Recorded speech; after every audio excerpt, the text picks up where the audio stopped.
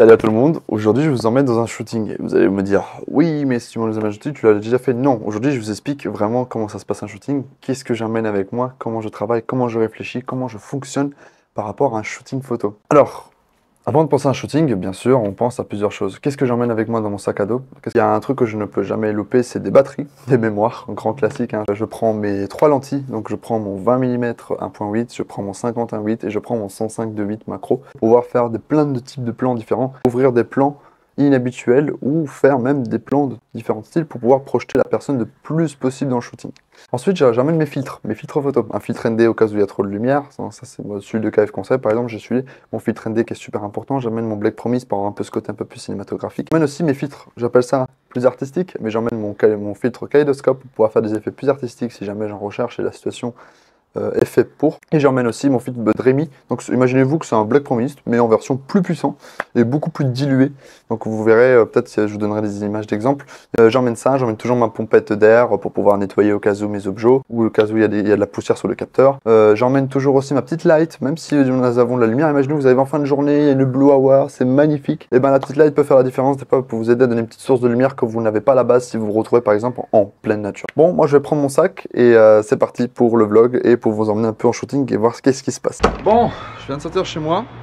J'attends Guigui qui vient me récupérer en voiture et parce que là en fait on est à Strasbourg et on va aller dans les champs. On va aller dans les champs. Ah la caméra. On va aller dans les champs pour pouvoir faire le shooting et je suis en train de l'attendre là. Donc on y va en voiture et hâte de vous montrer. Bonjour Guigui. Comment tu vas? Ah bah nickel hein. Bonjour, salam copain. T'es déjà en train de prendre des vidéos toi? Bien sûr, pour YouTube. Par contre, Attends. Et hop. Bisous. Ah t'es en train de me filmer là? Oui. Ah ok. En fait on a un spot mais on sait pas comment il est. Il pourrait être peut-être le champ, peut-être il est coupé. Du coup on va espérer que le champ n'est pas coupé. Bah, sinon on décalera l'autre spot. Oui, l'autre spot. On aura l'autre spot, moins de luminosité. L'autre spot. Non si l'autre spot il est bien mec. Ah, il est bien aussi. Ah il est grave doux, il est grave bien.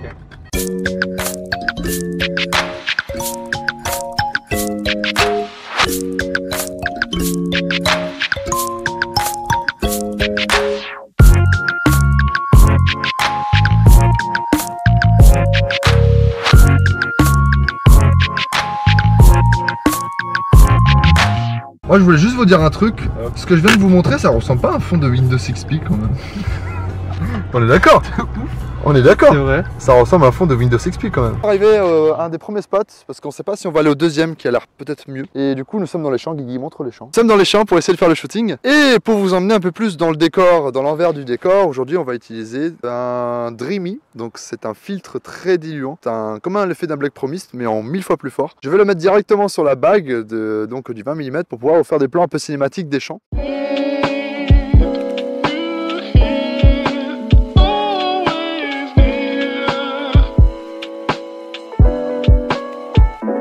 Fantastic.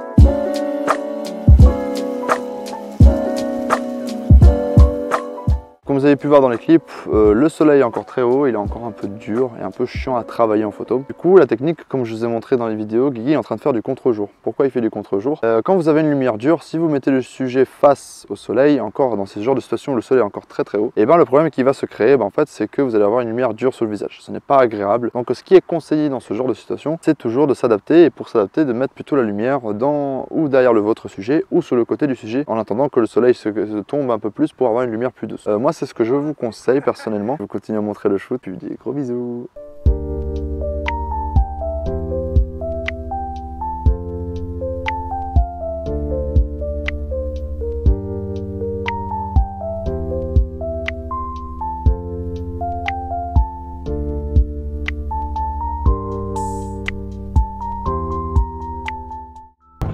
En fait on est arrivé au spot et les boules de foin elles étaient plus là. Du coup on est en train d'espérer parce qu'on n'a plus beaucoup de lumière, hein, la lumière est en train de tomber. Et on est en train de chercher un spot avant qu'il fasse trop noir parce que il n'y a plus de balles de foin. Donc on va essayer de trouver quelque chose. Voilà. On continue avec le vlog.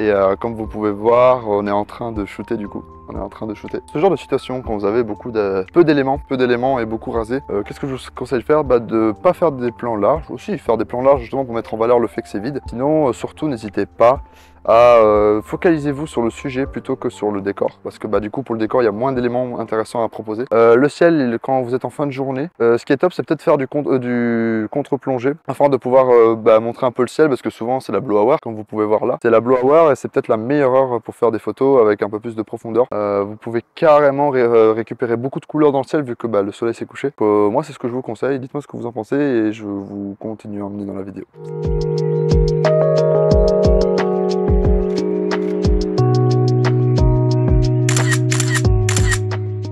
C'est une fin de vidéo, c'est fini, on vous salue, on vous fait des gros bisous. J'espère que ça vous a fait plaisir de nous emmener à nos shoots et de voir un peu comment ça se passe quand on doit improviser plein de choses.